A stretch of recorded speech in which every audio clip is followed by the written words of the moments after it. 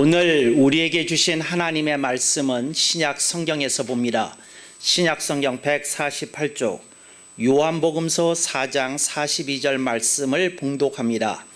그 수가성의 사마리아 여인에게 말하되 이제 우리가 믿는 것은 내 말을 인함이 아니니 이는 우리가 친히 듣고 그가 참으로 세상의 구주신 줄 아미니라 하였더라. 아멘. 오늘 우리는 성령님 아래 성경 위에 하나님의 말씀을 듣기를 원합니다. 오늘 여러분들이 주목하실 설교 제목은 사막의식을 넘어서야 하리라입니다. 먼저 여러분들에게 용어에 대해서 잠깐 설명을 드려야 할 것 같습니다. 여러분들이 의식은 아실 것이고 사막이라고 하는 말 무슨 뜻인지 먼저 설명을 드리겠습니다. 석삼자 악할 악자입니다. 그러니까 세 가지 악한이라는 뜻입니다. 그래서 세 가지 악한 의식을 용어화시켜서 사막의식이라고 했다 하고 여러분들이 들어주시면 좋겠습니다. 여러분들이 가끔은 제가 가르치는 조직신학을 이렇게 배울 필요가 있겠다 하는 생각을 제가 가끔 합니다. 그 이유는 학문이 중요하다는 뜻이 아니라 물론 중요하긴 하지만 그것이 가르치는 개념을 이해하고 용어를 습득하게 될 때에 여러분들은 신앙생활에서 훨씬 요체를 발견할 수 있고 기도 생활에서 유익한 도구를 얻을 수 있기 때문에 여러분들이 어떤 개념이나 용어를 배우는 것이 중요하다고 말씀드리겠습니다. 오늘 우리들에게 세 가지 나쁜 그리고 세 가지 악한 것에 대해서 우리들이 생각해 보려고 합니다. 그런데 악이라는 말을 먼저 이해하셔야 되겠습니다. 악은 죄하고는 다른 겁니다. 죄는 이미 행위를 통해서 드러난 것입니다. 그걸 죄라고 부릅니다. 그러니까 하나님의 규범에도 어긋나고 세상의 법률에도 어긋나고 일반 사람들에게 통용이 되는 상식이나 양심에도 어긋나고 이런 걸 우리는 행위로 나타났을 때 죄라고 부릅니다. 그런데 악이라고 하는 것은 죄가 아닙니다. 그러니까 악을 흔히들 죄와 똑같이 이렇게 설명을 하는데 그건 온당치 못한 것입니다. 악이라는 건 뭐냐? 생각과 마음에 이렇게 품어져 있는 겁니다. 생각과 마음에 잠겨져 있는 겁니다.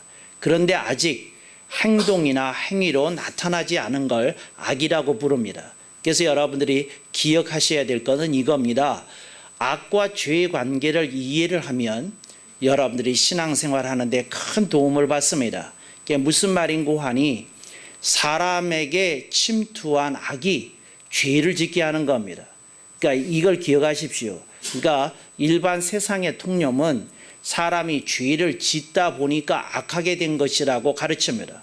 그런데 기독교의 성경은 뭐라고 말씀하시는고 하니 인간에게 악이 있어서 그 악이 행동으로 나타날 때 그걸 죄라고 그런다.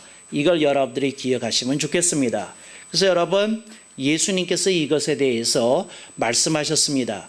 여인을 보고 음욕을 품은 자마다 이미 하나님 보시기에 음란하다는 겁니다. 그래서 그 의미를 예수님이 뭘 말씀하신고 하니 어떤 사람이 음욕을 품고 있는데 그 음욕이 아직 행동으로 나타나지 않았습니다. 죄는 아직 아닌 거죠.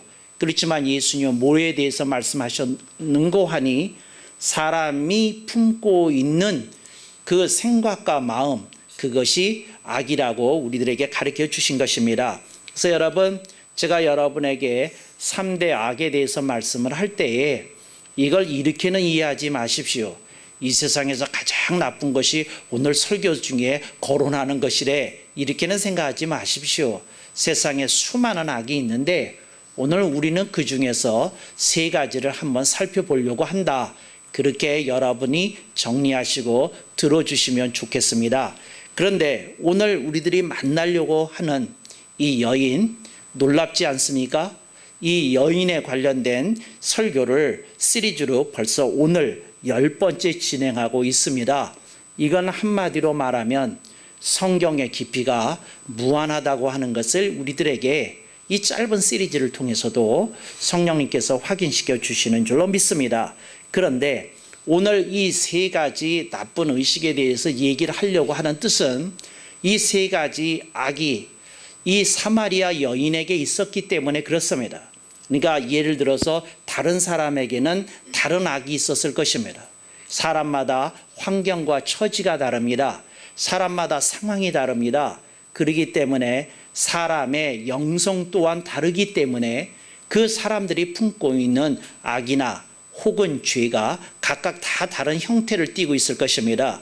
그래서 저는 본문의 주인공이 되는, 물론 본문의 주인공은 예수님입니다만 본문의 주인공이 되는 사마리아 여인을 통해서 저는 여러분들에게 이 여인에게 있었던 세 가지 악한 의식에 대해서 조명을 하고 이것이 어떤 결과로 이어졌는지를 고찰하고자 합니다.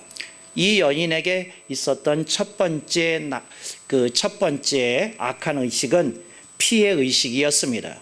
이 여인이 예수님이 물을 달라고 하였을 때에 이 여인의 피해 의식이 발동합니다. 여인이 말합니다. 당신은 유다인 아닙니까? 나는 사마리아인 아닙니까? 우리 두 민족은 서로를 원수처럼 여기면서 상종하지 않지 않습니까? 하고 얘기합니다. 아니, 지나가는 나그네가 물 한 그릇 달라고 하면 예, 여기 있습니다 하고 드리면 되는 얘기입니다. 그런데 그 얘기가 왜 나왔을까요? 피해 의식이 있었기 때문에 나온 겁니다. 여러분, 사람이 예민해지고 과민해지는 거, 그 밑바닥을 살펴보면 피해 의식이 있습니다. 그래서 사람한테 나는 당했다, 나는 사람한테 너무 자주 찔림을 겪었다, 이런 아픔이 있는 분들이 이 내재되어 있는 고통을 어떻게 제대로 처리하지 않은 분들이 이제 그렇게 피해 의식으로 나타나게 되더라는 것입니다. 그래서 여러분, 이 피해 의식이 있는 분들이 나오게 되는 잠재적인 상황이 뭐냐? 예민하고 과민합니다. 그러니까 예를 들자면 어떤 이가 말을 하다가 삐끗 실수했어요.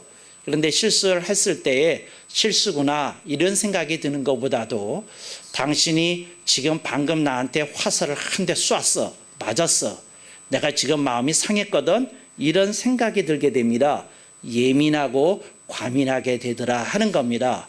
그랬더니 누가 저한테 묻는 거예요. 목사님, 여기서 그냥 딱 하나 질문하고 설교가 넘어갔으면 좋겠습니다. 그게 무엇인고 하니, 오늘 우리들에게 하나님께서 우리들에게 만약에 피해의식을 처리해 주신다고 한다면 우리에게 어떤 일이 일어날까요? 하는 것입니다. 여러분, 피해의식이 없으면 여러분에게 나타나는 현상이 있는데 그게 뭐냐? 관용입니다. 그러니까 다른 사람에 대해서 너그럽게 조금 용서해 줄 줄도 알고 인내해 줄 줄도 아는 게 생기게 됩니다. 그래서 피해의식이 있으면 제일 어려운 게 뭐냐? 관용하기가 어렵습니다. 그래서 즉각 사람이 어떻게 되느냐? 사람이 마음이 상한 현상이 나타나고 화가 나고 그리고 내 입에서 거친 표현들이 나오게 되는 겁니다. 그래서 여러분 아십시오. 피해의식이 있으면 이렇게 되는 겁니다. 물 한 잔 달라고 그랬는데 예, 잠깐만 기다리시면 제가 한 그릇 올리겠습니다. 그거 어려운 말 아니고, 혹은 말하기 싫으면 물 한 잔 그냥 드리면 되는 것인데 이렇게 여인이 예민하게 과민하게 반응을 했다 하는 건 피해의 의식이 있었다 하는 것을 우리들에게 보여줍니다. 여러분 자신을 좀 살펴보실 수 있기를 바랍니다. 여러분들이 예민하십니까? 여러분이 과민하십니까? 그게 여러분을 지치게 할 겁니다. 여러분을 힘들게 할 겁니다. 여러분들의 대인관계를 위협할 겁니다. 그래서 여러분들의 사람을 사귀는 폭이 점점 좁아질 것입니다. 그리고 사람을 보기조차 싫을 것이고 말을 섞기가 싫어지게 되고 그렇게 됩니다. 근데 그런 성향이 그 속에 뭐가 있느냐? 피해를 당했다는 그것을 붙들고 있습니다. 그게 뭐냐? 피해의식입니다. 근데 이 여인에게 이런 것이 있었다 하는 것에 대해서 유의하실 수 있기를 바랍니다. 여러분, 모든 인간은 그냥 행복 그 자체로 살 수 없습니다. 인간은 여러 가지 일들을 겪게 되고 고통을 이렇게 겪는 일들을 그의 인생 속에서 정말 불가피하게 이렇게 받아들여야 할 때가 너무 자주 있습니다. 그래서 여러분, 사람에게 따라 정도의 차이는 있지만 모든 사람에게 피해의식이 있다는 거, 여러분들이 기억하실 수 있기를 바랍니다. 특별히 이 피해의식 중에서도 20살 이전에 겪었던 피해의식이 가장 강렬합니다. 좀 더 정확히 얘기하면 만 10살 때서부터 만 20살 될 때까지 사람들이 겪었던 것들이 그 사람의 평생 성격을 형성합니다. 그래서 이때에 어떤 상처되는 사건이 있었다. 이때 굴욕적인 어떤 일들이 있었다. 이 사람에게 지울 수 없는 피해의식을 심어주고 이 사람을 힘들게 할 것이라는 것입니다. 그래서 여러분, 이 피해의식 여러분들이 잘 이렇게 검토해 보실 수 있기를 바랍니다. 두 번째, 이 여인에게 있었던 악한 의식이 있는데 이 악한 의식이 뭐냐? 열등의식입니다. 여러분, 열등의식이라는 게 이 여인에게 있었던 것을 우리가 어떻게 확인할 수 있는고 하니 이 여인이 대낮에 물길로 왔습니다. 내가 여러분에게 묻겠습니다.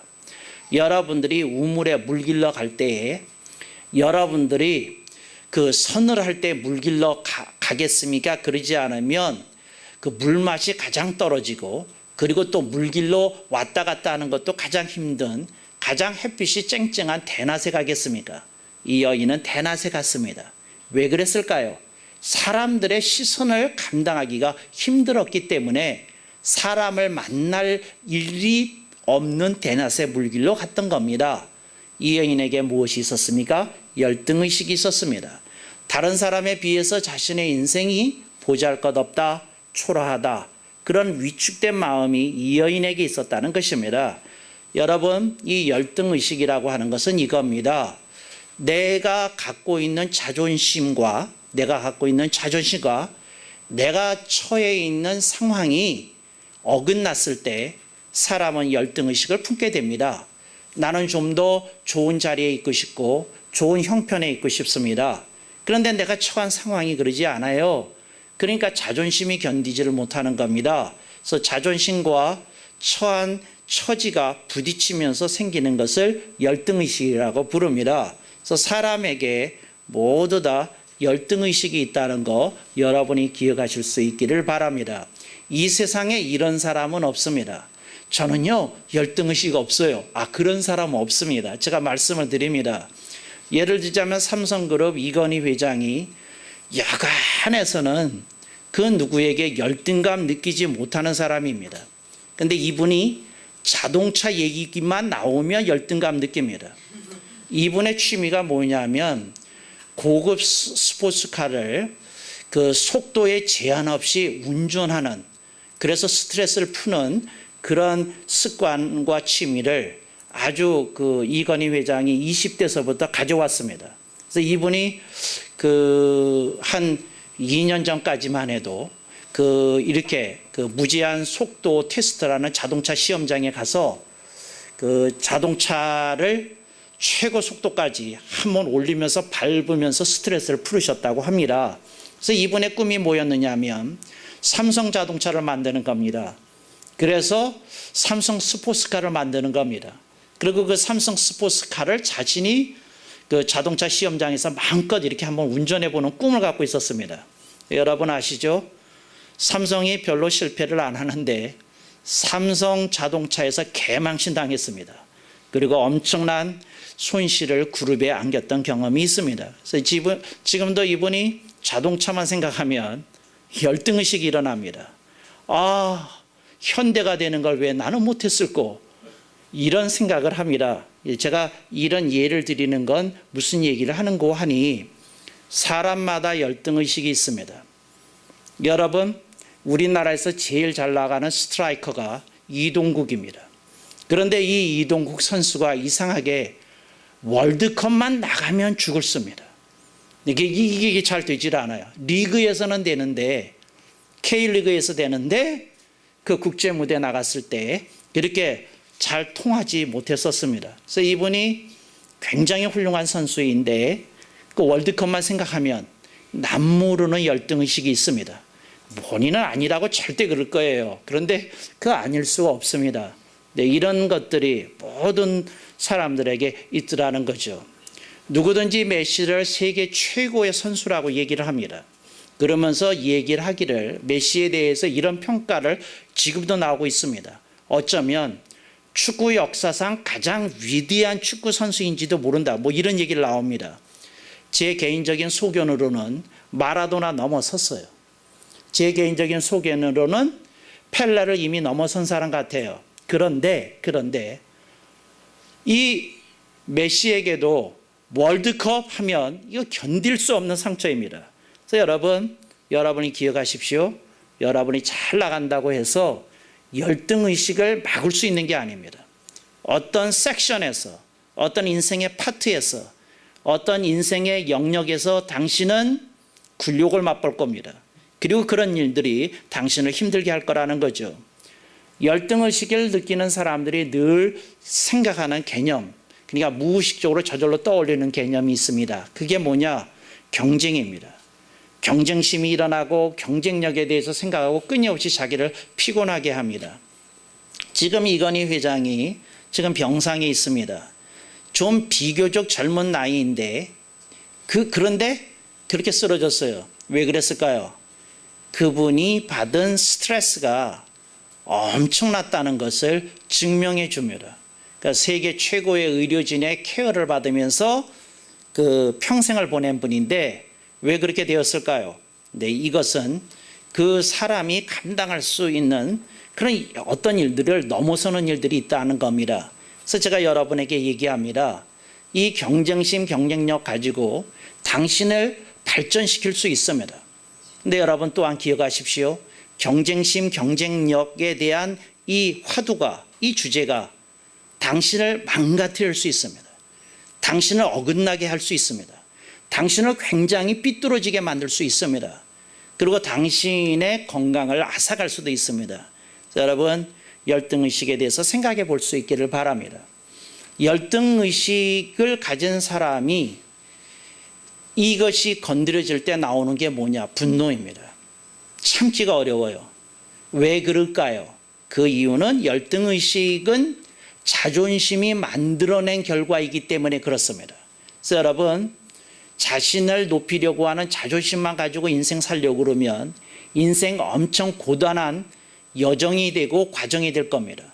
그래서 여러분들이 열등의식에 대해서 좀 생각해 볼 수 있기를 바랍니다.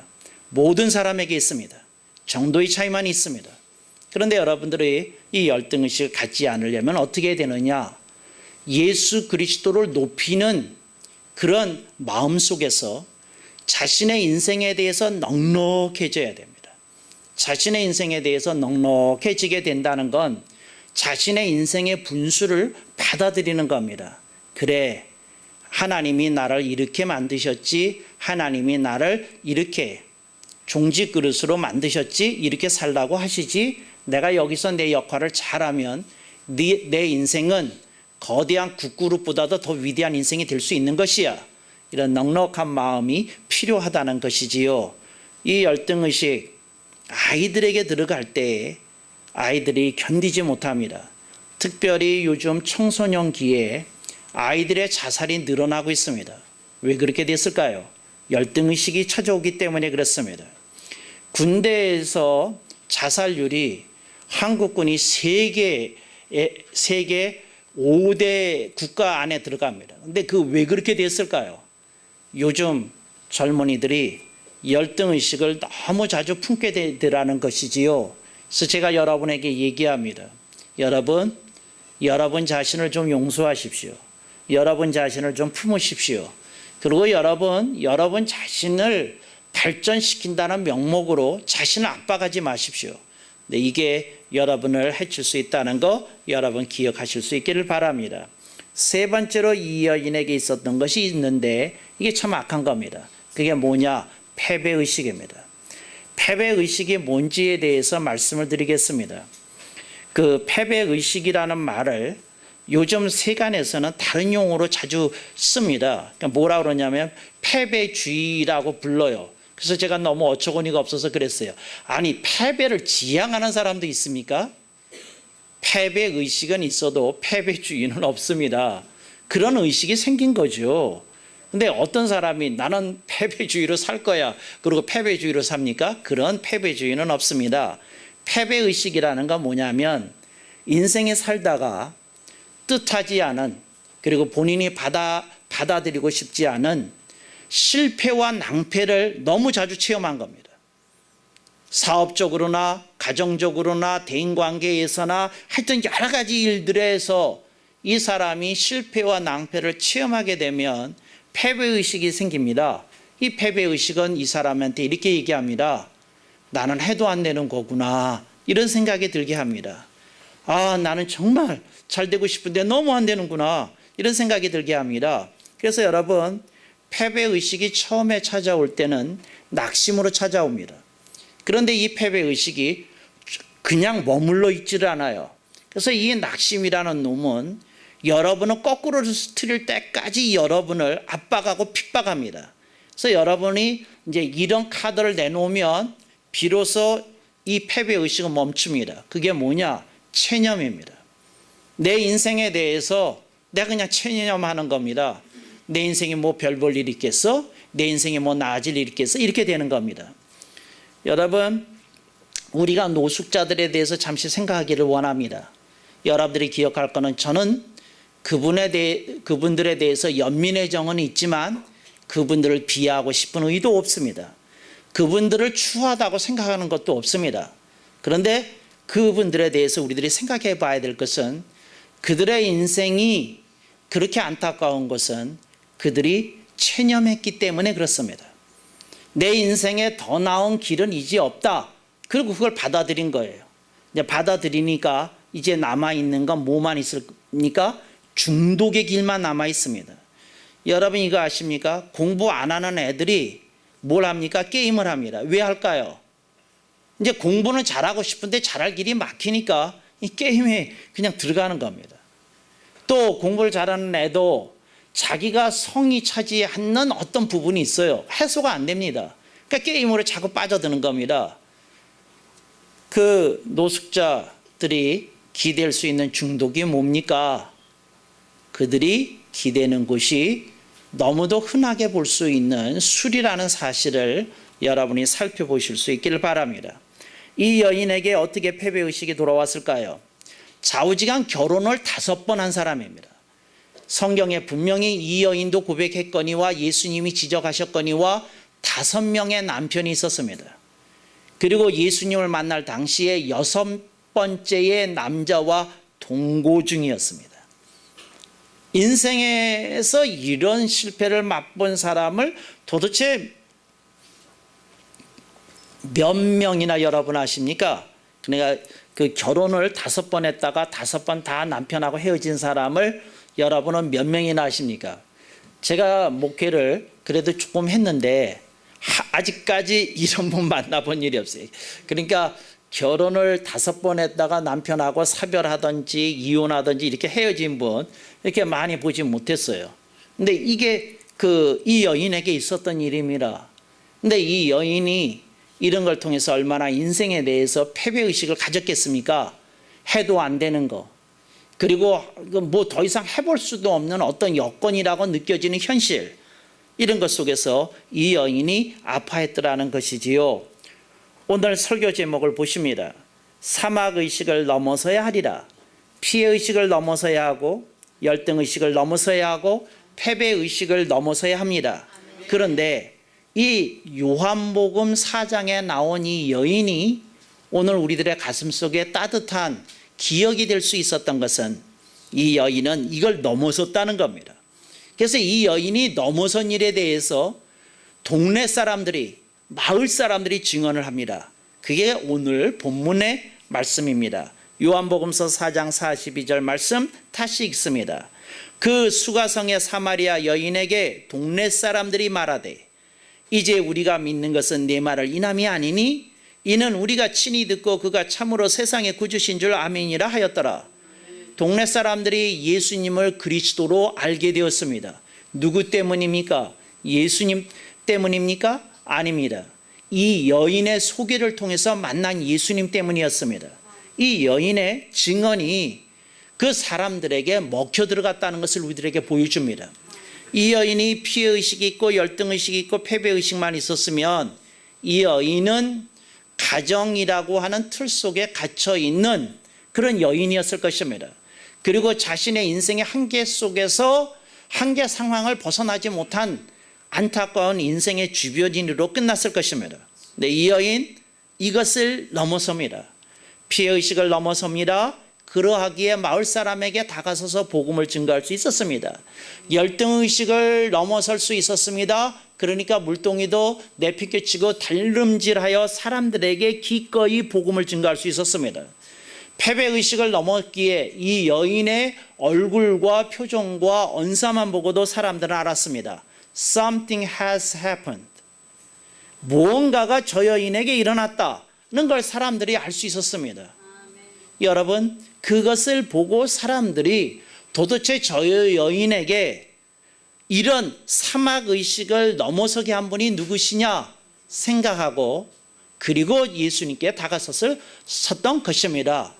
그 당시 동네 사람들은 이런 용어를 알지 못했을 수도 있습니다. 그러나 그들이 그 용어만 몰랐을 뿐이지 그런 느낌을 받았을 것입니다. 저인이 자신의 인생의 피해와 상처를 넘어섰구나. 저인이 열등감을 넘어섰구나. 저 여인이 패배의식을 넘어섰구나. 그건 뭐 누구든지 한눈에 볼 수 있는 일이었습니다. 그런 사건이 이 여인에게만 있어서 안 된다 하는 것이 설교 제목입니다. 사막의식을 넘어서야 하리라. 우리가 이걸 넘어서야 됩니다. 그래서 저는 여러분에게 이렇게 도전하는 겁니다. 당신이 예수님을 진정 만났다면 이 여인처럼 피해의식이 사라져야 됩니다. 열등의식이 녹아져야 됩니다. 패배의식이 무릎 꿇어야 합니다. 그런데 이런 피해의식, 열등의식, 패배의식이 내게도 아직 조금씩 남아있다면 이거 내가 만난 예수님은 누군지 좀 생각해 보실 수 있기를 바랍니다. 이게 사람을 굉장히 시달리게 합니다. 피해의식도 그렇고 열등의식도 그렇고 패배의식도 그렇고 이걸 굉장히 이게 사람들을 시달리게 합니다. 누가 저쪽에서 손을 들고 묻네요. 목사님, 제가 뭘 묻고 싶어 하는지 말씀을 듣지 않지만 아시죠? 이런 겁니다. 목사님, 피해의식과 열등의식과 패배의식을 하나로 묶는 코드가 뭡니까? 그 코드가 뭔고 하니 스스로를 힘들게 하는 겁니다. 내가 나를 힘들게 하는 겁니다. 피해의식이라는 게 뭐냐? 내가 나를 힘들게 하는 겁니다.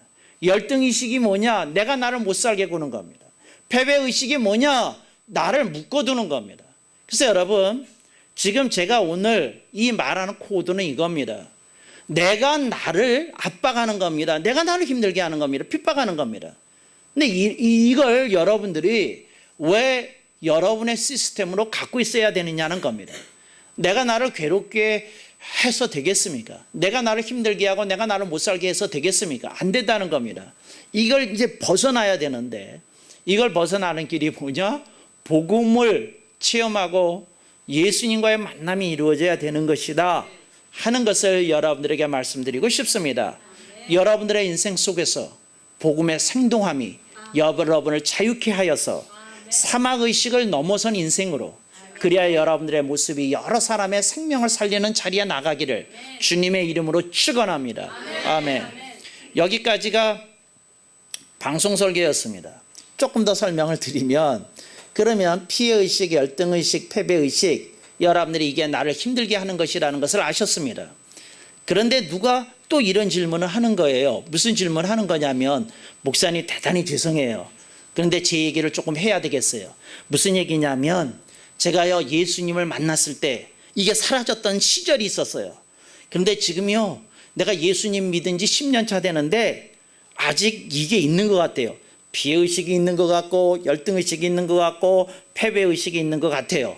목사님 다시 한 번 더 내가 어떻게 피해의식을 넘어설 수 있는지 열등의식을 넘어설 수 있는지 패배의식을 넘어설 수 있는지 한 번 더 말씀해 주시죠. 제가 원래 사람 좋기로 소문난 장서 목사입니다. 그러니까 제가 여러분들에게 특별히 피해의식을 넘어서는 것에 대해서 여러분에게 말씀드릴 수 있기를 원합니다. 여러분들이 피해의식을 넘어서려고 하면 여러분들이 피은의식에 대해서 생동해야 됩니다. 피은의식이라는 건 뭐냐면 내가 내가 하나님으로부터 입은 은혜가 크다. 내가 우리 부모로부터 받은 은덕이 크다. 그러니까 하나님으로부터 받은 은혜와 내 부모나 형제나 혹은 사람들로부터 받은 은덕이 크다는 피은의식이 있어야 됩니다. 피은의식이라는 건 뭐냐면 은혜와 은덕을 입었다는 의식입니다. 근데 이 의식이 있어요. 그러니까 피의 의식만 있으면 안 되고, 그래도 나는 사랑을 받은 사람이야. 그래도 주님이 나에게 은혜를 주신 사람이야. 그래도 나에게 하나님께서 여러 가지 좋은 일을 주셨어. 이걸 기억해야 됩니다. 그러지 않으면 어떻게 되느냐? 피의 의식을 이길 수 없습니다. 여러분, 마이너스는 마이너스로만 남으면 안 되는 겁니다. 피의 의식이 뭐냐? 마이너스입니다. 여러분들의 인생에 플러스가 카운트 되실 수 있기를 축원합니다. 근데 그걸 피은 의식이라고 합니다. 은혜와 은덕을 입은 의식입니다. 이것도 기억해야 됩니다. 부부가요, 왜 그렇게 열불이 터지게 싸우는지 아십니까? 다 잊어먹어요. 서로에게 사랑했던 아름다운 추억들 다 잊어버리고, 그 뽀뽀했던 시간들 다 잊어버리고, 품에 안았던 시간들 다 잊어버리고, 그 편지를 주고받았던 시절, SNS 주고받았던 시절 다 잊어버리고, 딱 하나, 지금 당신이 내 말을 거절해? 요거 하나 가지고 붙는 겁니다. 그러니까 여러분, 피의 의식을 가지실 수 있기를, 그래야 피의 의식을 넘어설 수 있다는 사실을 기억하실 수 있기를 바랍니다. 여러분, 가가와 도요이코 목사님이 있었어요. 여러분, 기생의 아들로 태어났어요. 아버지를 아버지라고 불러보지도 못한 사람입니다. 어렸을 때 폐결핵에 걸렸어요. 그리고 너무도 말할 수 없는 그런 상처 속에서 그 젊은 시절을 보냅니다. 그러다가 주님을 만나게 됩니다. 가가와 도요이코 목사님의 간증입니다. 나는 주님의 사랑을 알게 되므로 내 인생의 모든 아픔과 상처를 덜어낼 수 있었다. 이 얘기합니다. 제가 여러분에게 얘기합니다. 여러분들이 받은 은혜와 은덕을 생각할 때 피의 의식을 덜어낼 수 있다는 것을 기억하실 수 있길 주님의 이름으로 축원합니다. 두 번째, 열등의식에 대해서 말씀을 드리겠습니다. 열등의식을 이겨내는, 그리고 이걸 처리하는 방식이 무엇이냐면, 이건 제가 그 사람들에게 카운셀링 할 때 쓰는 용어인데, 제가 생각을 했어요. 열등의식을 이기려면 뭐를 심어줘야 될까? 이렇게 생각을 했어요. 그랬더니 제가 참 용어를 만들어내는 개념의 천재 아닙니까? 아멘을 안 해서 내가 지금 상처받고 있어요. 그런데 그게 뭐냐면 독특의식입니다. 이게 무슨 말이냐면, 이 세상에 나처럼 생긴 사람 아무도 없습니다. 할렐루야. 얼마나 다행인지 몰라요. 그래서 내가, 하나님이 나를 이렇게 독특하게 지으셨다. 또 우리 집안 같은 형편에 보내셨다. 나를 몇 절에 보내셨다. 할렐루야. 그러니까 나의 정체성을 받아들이는 겁니다. 내가 다른 사람이 아니라는 거. 내가 나라는 것을 받아들이고, 내 형편을 받아들이고, 내 운명을 받아들이고, 내 상황을 받아들이고, 그리고 사는 겁니다. 그 속에 하나님의 위로와 하나님의 축복이 임재해 주는 줄로 믿습니다. 여러분, 주님이 길가를 지나가다가 그 맹인을 놓고 제자들과 대화를 나눈 일 기억하십니까? 제자들이 물었어요. 저 사람은요, 태어날 때서부터 저 눈이 멀었습니다. 저 사람이 어떻게 저렇게 된 겁니까? 뭘 묻는 겁니까? 그 사람의 인생이 안타까워서 묻습니다. 그랬더니 주님이 말씀하십니다. 너희들이 걱정할 일이 아니다. 저 사람에게 나타내고자 하는 하나님의 뜻이 있다. 그래서 저는 그 구절에서 만들어낸 용어가 독특의식입니다. 아하, 내가 걱정할 것 없겠다. 그걸 받아들이면 됩니다. 여러분, 나비가 코끼리 되려고 하면 되겠습니까? 코끼리가 나비가 되려고 그러면 되겠습니까? 이게 여러분 그냥 그렇게 생각하십시오. 제가 쓰는 유명한 말에 이런 얘기를 했어요. 제가 쓴 시 가운데 이런 게 있습니다. 뭐가 있냐면, 나방은 나비가 부럽지 않은데 사람들이 괜히 나비를 끌어대는구나. 여러분, 나방이 나비가 되고 싶겠어요? 나방인 게 좋지. 왜 아멘을 안 하는지 몰라. 하여튼 여러분 눈으로 보니까 그래. 나방은 나방이 이뻐요. 내가 한번 묻겠어요. 나방 수컷이 있어요. 아름다운 나비를 보고 쫓아갈까요? 그렇지 않으면 나방 앙컷을 보고 쫓아갈까요?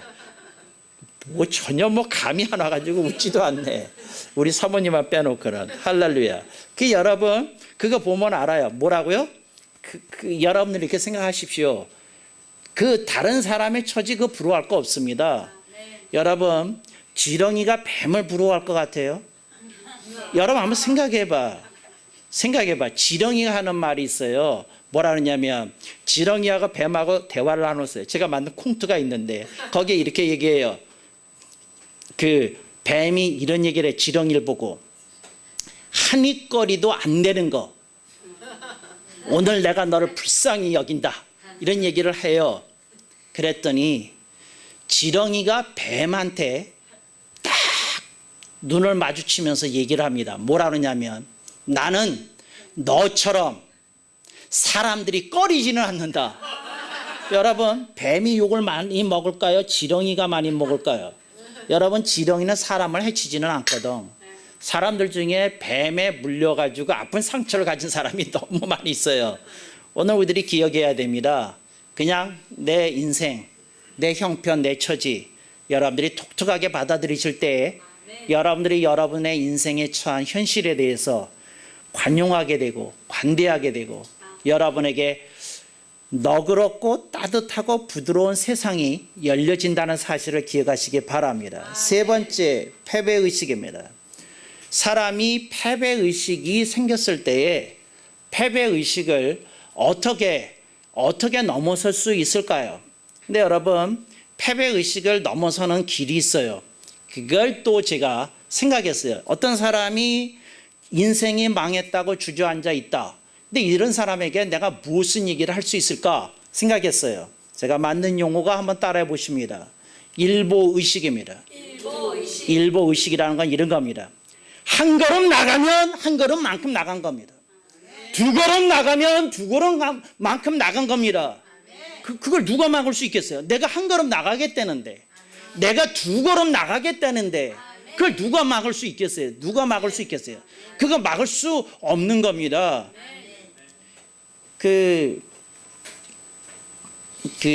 제가 뭐죠?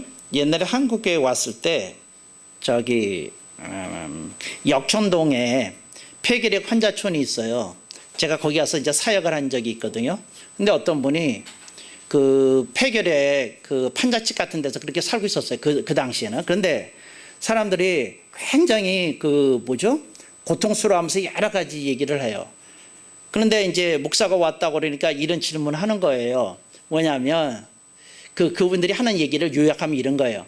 목사님도 내 처지가 돼보세요. 1절에 이게 목사님 내 처지가 돼보세요. 이게 무슨 말이냐면 그렇게 하나님 말씀대로 살 힘이 나오는지 당신이 내 처지가 1절.